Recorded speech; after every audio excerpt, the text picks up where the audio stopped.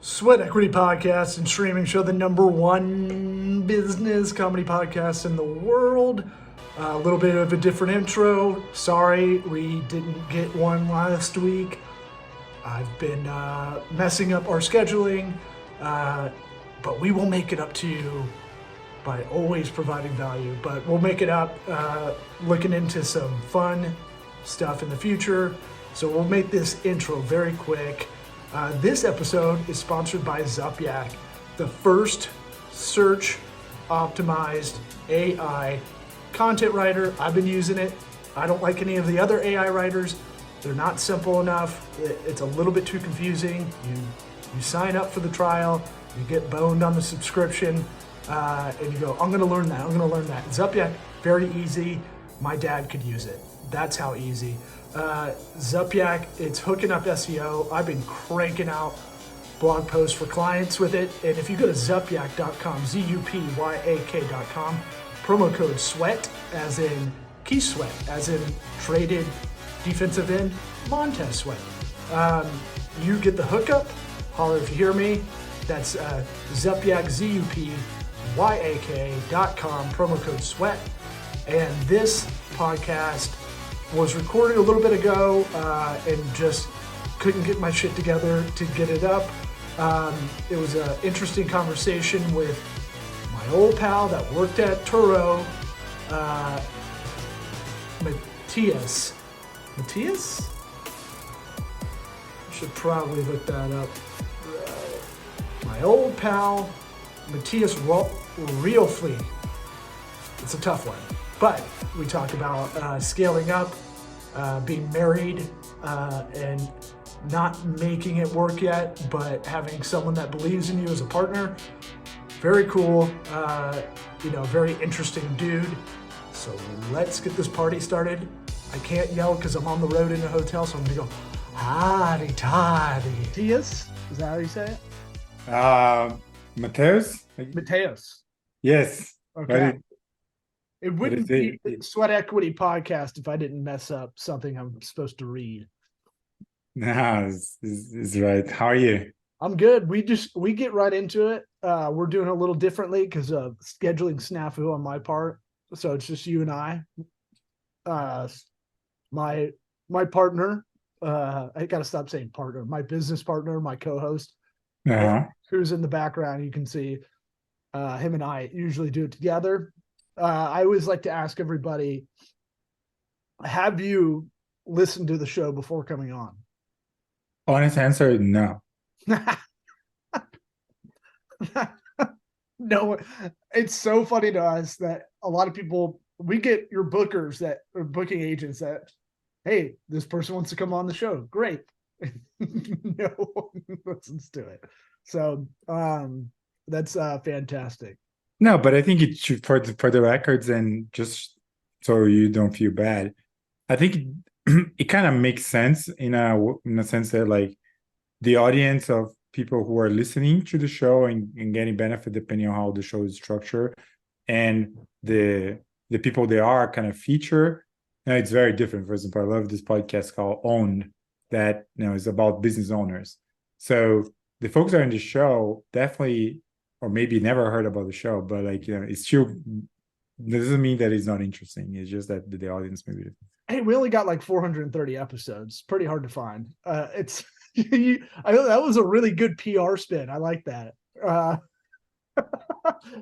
Yeah, no, I mean, we only ask because people that come on, they don't know what they're getting into a lot of the time, and we're not hardcore asking questions, but we do make it awkward very, very often like this. So we like to ask everybody that comes on for the first time this question, which may juxtapose against us being usually in tank tops and kind of silly. What advice would you ask your 13-year-old self? So what advice would you give your 13-year-old self? Would you give? Okay. I'm a little punchy today, so.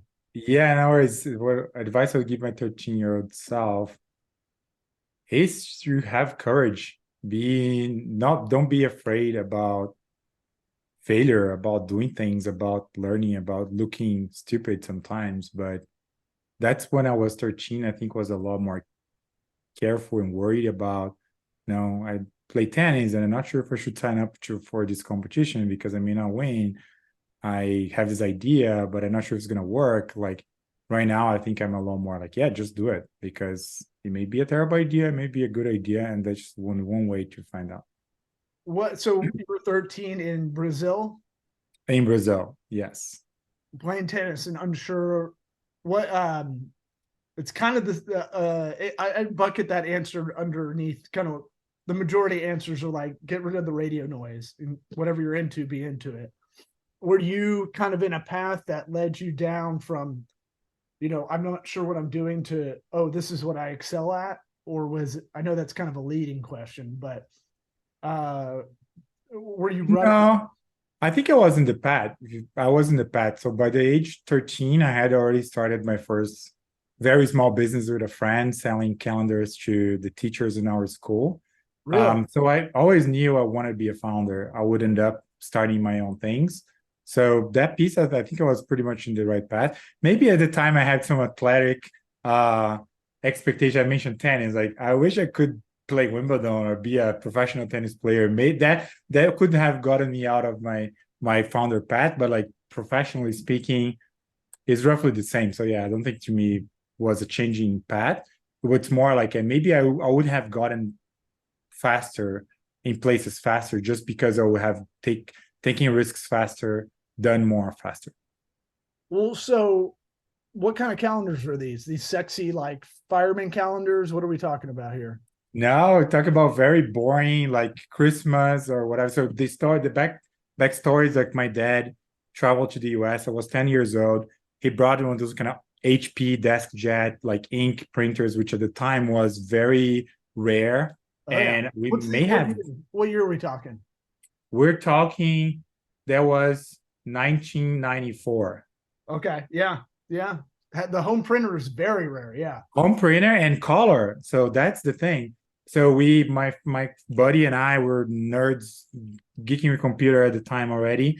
And we just created this like ways to do calendars, happy birthday cards, whatever.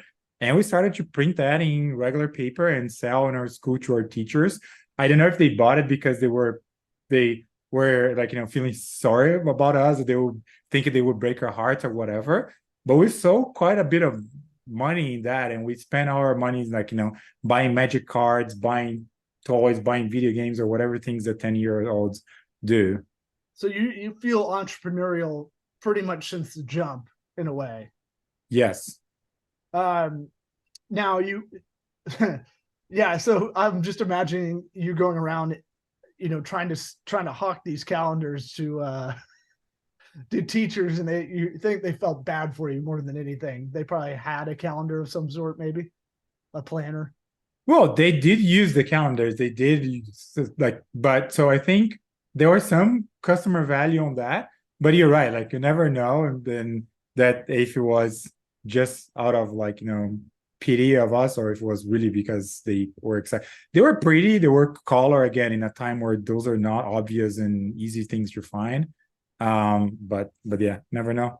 You remember what kind of paper? We talking nice paper? We talking printer paper? What are we doing? Printer paper, like plain vanilla, normal printer paper that you fold in like fours, and then you have like some like yeah, it was nothing. Or some glossy paper sometimes we use, but again, nothing. They probably did not look professional as if you were to print in a print shop. That's for sure. So you're talking to me from Vegas right now? Yes. And your plight brought you from I'm gonna butcher the small city you're from, Tabate. That's right. It's a city, let's call it like 80 miles outside Sao Paulo. Is that how you say it? Did I butcher it? Well, you butcher a little bit. You would say Taubaté. Tabate. Okay. Yes. Look, I can't read English, so trying anything Portuguese is going to be tough. And now you're currently living in Vegas, which is I want to get your input on how much you love Vegas. I love Vegas, but I would put one caveat, we live in Summerlin, which is really deep in the suburbs. Yep. And it is like what, 15 miles away from the strip. Yeah. So it is a very different Vegas from what most people experience. Yeah, it's like being in Henderson, right? Like it's further than Henderson. It is okay. further than the strip than Henderson. So it's like Henderson, but even more suburbia, I would say. What brought you over there? It seems you know, if you're international coming in, you're usually staying in Vegas. What brought you to the outskirts of Vegas? Well, because for us, like again, the backstory is my wife is also a founder of a startup, also remote. So we were both in the Bay Area, paying a lot of money for cost of living, very high taxes, like all the things they're not so great about California. California is amazing in many ways, and I love the Bay Area, it's chill. But it just didn't make sense for the time of our lives. There's a couple of founders with a daughter.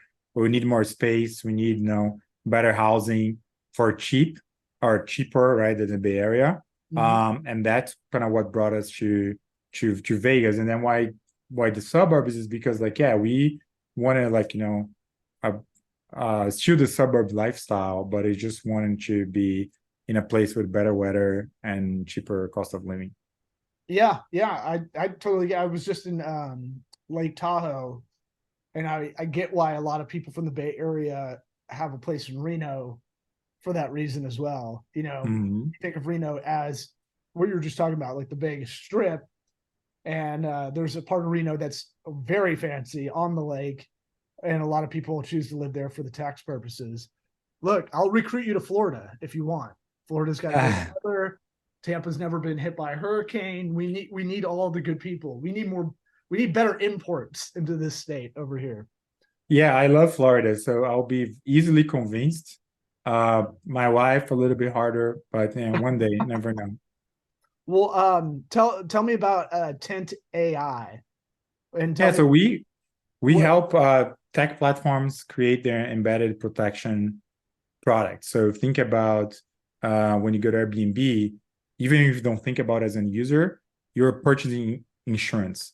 So if you stay in a place and the place burns, you're covered. So many companies right now, so Airbnb, Uber, Apple, Tesla, they're starting to offer insurance products to their users because it's a much better experience for the consumers, and they can have a better business, make more money.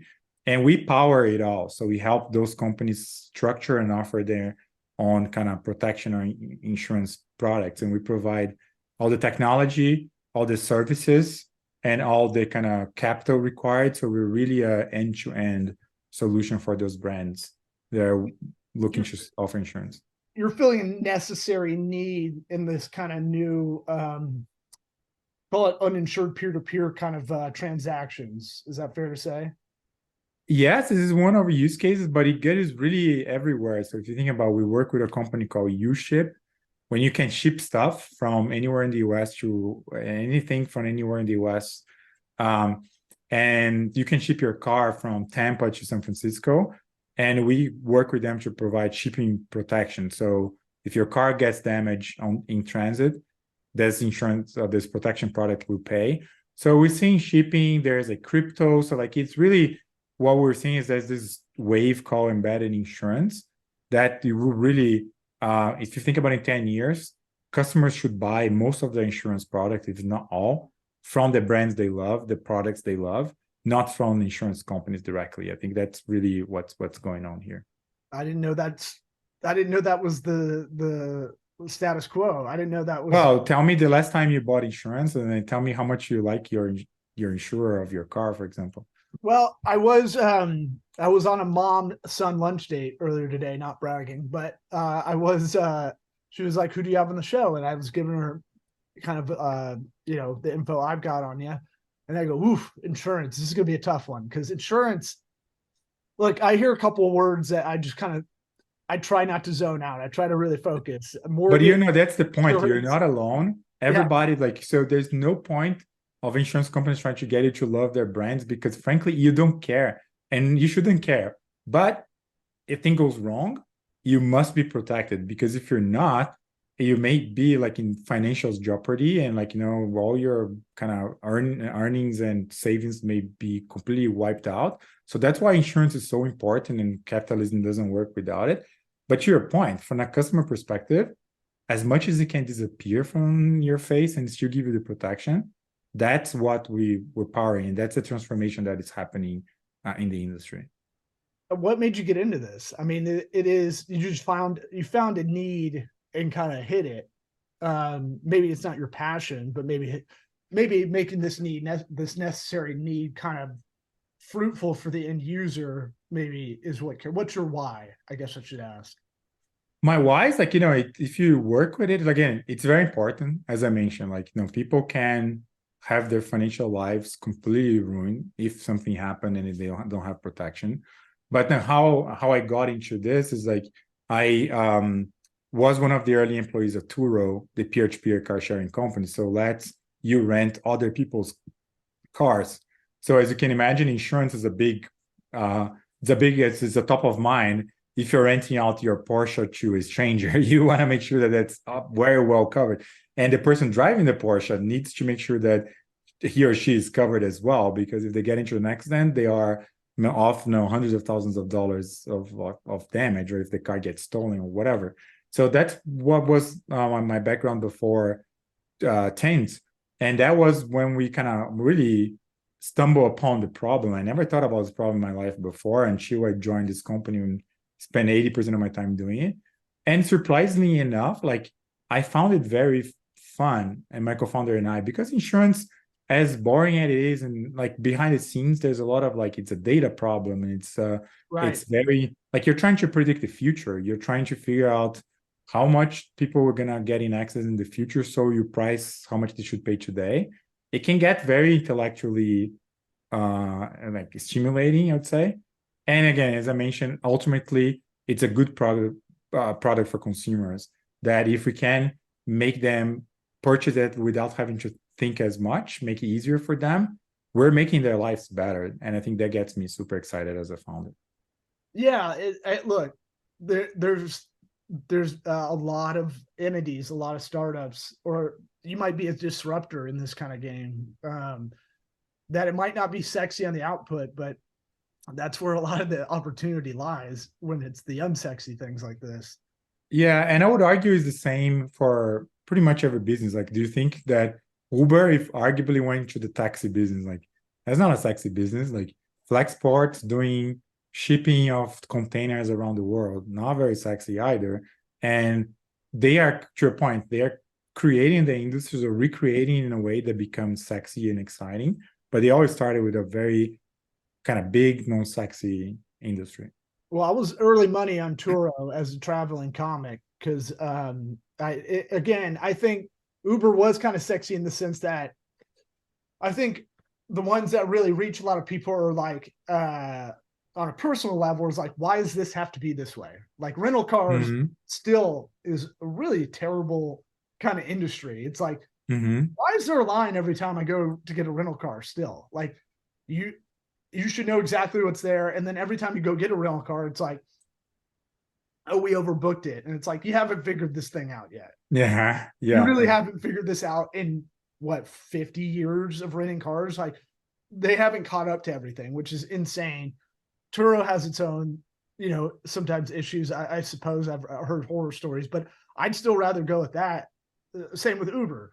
I was fine with Uber when cities were trying to close it down across the country when they first really expanded. It's like, well, do you want to go in an unsafe car? Oh, you mean, do I want to go in the taxi with knife cuts in the plexiglass as a barrier between me and the driver and no seatbelts? Yeah, I think I'll take my ride with the person that has the incentive to drive safely, right? Yeah. And knows where they're going.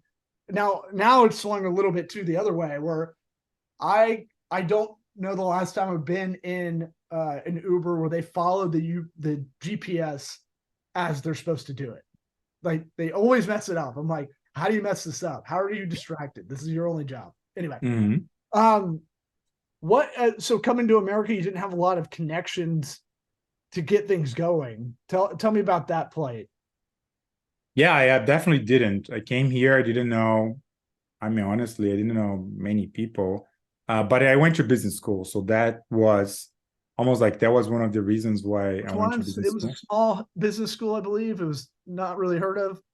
Which one Yeah, was it's it? a small one, Harvard Business School, Oh, yeah. Okay. Yeah, I've heard of that. and um, then yeah, jokes apart, like it's definitely like I kind of met a lot of people there, and then that was kind of how I created my early connections. But even that wasn't enough, so I then joined Turo right after business school and spent 4 years at Turo. That's where I think I met a lot of more like professional tech based network. So, for example, Turo CEO, who was my former boss, Andrew Haddad, he was our first check at Tint. So he tried to, retain me, make sure I didn't leave for like 15 minutes or so. But then he's like, no, I know you. I know you should go. And by the way, he helped being the first check. So by the time I launched Tint 4 years after joining Turo, I had a lot of connections in the Valley. I knew folks that we could sell to, that I could recruit. And that made all the difference. I always tell founders that especially in the B2B world where you're selling to companies, you probably need some connections. And if you don't have, work for someone, work for some company to build them, because it's very hard to be successful without that. What I mean that sounds like the American story that we should we should push out to everybody in other countries. Hey, don't worry. You work hard, you do what you're supposed to do, things will prosper. But that's not met without kind of any strife. Can you tell me about when you're trying to get this going? You know, it seems like what were the problems you initially hit with this? Because well, it might be a great idea and you might have some connections. You don't have all the big time connections, right? So it's like, how do you, I feel like I empathize with a lot of people out there. There's a lot of great ideas, most lack execution. It seems like you had execution, but how do you get to the right players you need to? How did that kind of all align? Well, I think there's probably many, like it's a very complex answer, I would say, but I try to think about maybe simplify a bit. I think the reality is that, like, as any startup, like there's a very high rate of failure. And I mean, the odds are against you as a founder. The same way there is you are against us as a bit larger company now, but like it's the same. I think that like as founders, the way I see is like you should try to increase your profitability, your probability of success with as many things as you can. And then if you means like having other people who know and trust you, it's a first step that lets you get in the path where you could succeed. Does not mean you're going to succeed. Most people have people they know, they try, and it's not going to work out. But if they don't have that, then it's even harder, right? So that's what I'm trying to say. So, and I think again, in our case, our story is far from linear. There's a lot of ups and downs as any startup. We're far from being successful. So the jury is absolutely still out. But you're right, like at least the beginnings of the journey were a bit easier because we kind of put the right elements in place. Yeah, was there and we're keeping this short because I have to run to go do our next podcast episode. So we'll wrap this up in a second. But I'm always curious about the fetal position move where you're in that mode where you're like, am I doing this right? What I call the fetal position. You get in the fetal position move where you're almost catatonic. You're like, am I really fucking up my new family that I have? I know your daughter's only 3, so this may happen way before. But was there a fetal position, scared, fearful moment you had with all of this, and how'd you get out of it? I think you're always scared. Like taking the leap is incredibly hard. And especially if you have a high opportunity cost, right? So if you're in a job, if you have access to jobs that are very well paying, it's very hard to convince yourself that jumping to this no salary for unlimited time that it has a high probability of failing makes any sense. I think for me, like again, I put myself in a position after getting burned before in my career. I put myself in the right place after Turo, where I was like financially stable. So I knew my family wouldn't be in jeopardy, even if the things didn't work out. So I tried to de-risk as much as possible. And at the end of the day, it's like just taking the leap. Like going back to your early question, what I would tell my 13 years old, it's exactly what I did. It's like, just do it. Yeah. There's no right time. There's no right way. It's very hard. Odds are against you. But you know what? Worst case scenario, it's not going to work out. You go find a job. Probably you get a better job than you would otherwise because you learn a lot in the process. So that is how I rationalize this decision. But yeah, I don't know if it's that thinking works for everyone. It sounds like you took a very pragmatic, not Very emotional. pragmatic. Yeah, Very pragmatic. And you got a ride or die chick as your wife, it sounds like. So that's good. As we say in the rap game, because I'm a huge rapper. I'm not. But I appreciate you coming on, man. We want to watch this story progress, so we'll have to get you back on later down the line, because especially with my co-host here to ping and pong off of you. Appreciate you coming on, partner. Sounds good. Thank you very much for having me. Really appreciate it. All right, get back to work, my Cheers. friend. See ya.